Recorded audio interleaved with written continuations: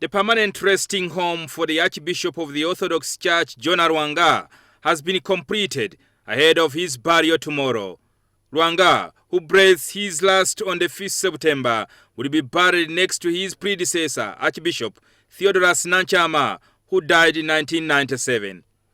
Today, the Attorney General Kiryowa Kiwanuka was joined by Kampala Lord Mayor Elias Lukwago to pay their last respect to a foreign leader of the Orthodox faith in Uganda. Kiwanuka pledged government commitment to maintaining its relations with the Orthodox Church.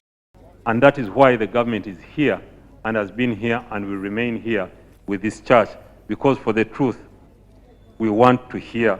Kiryowa Kiwanuka noted that Archbishop Lwanga was a government critic, but his advice was always noted and corrected its mistakes. The Archbishop has at times been a fervent critic of the NRM government, and he's been respected for that. And his word has been taken for what it is.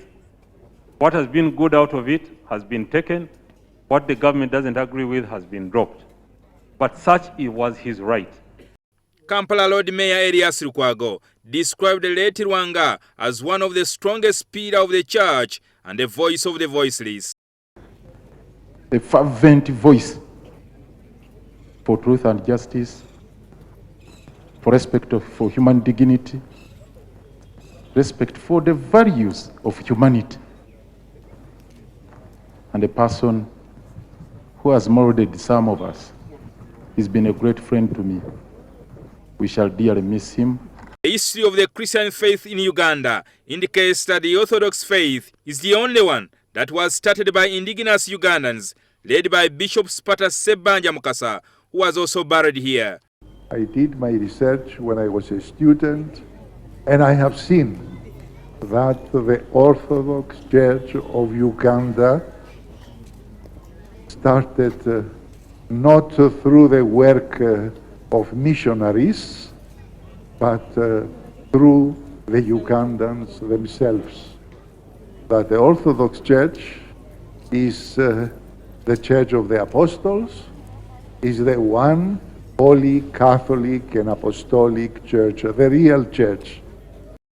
His grandson, Dr. Nicholas Mukasa, recalls that his grandfather was initially an Anglican until he discovered the Orthodox, who maintained the original Christian way of worship.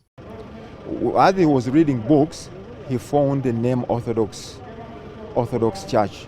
Then he was so interested, and then he consulted his other friends whom he was traveling with or whom he was dealing with in different kind of programs and stuff. That includes the late Basaja Chitalo and the others. Found out its origin was in Athens, Greece. Then he tried to get in contact with such people in Greece, Athens, and then they welcomed him. And one of the differences between the Catholics and the Orthodox faith, for instance, is that the clergy do not face the audience at the altar during prayers, unlike the Catholics who evolved and started to embrace the public instead.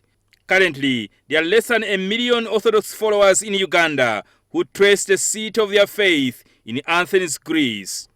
Jingo Francis, NTV.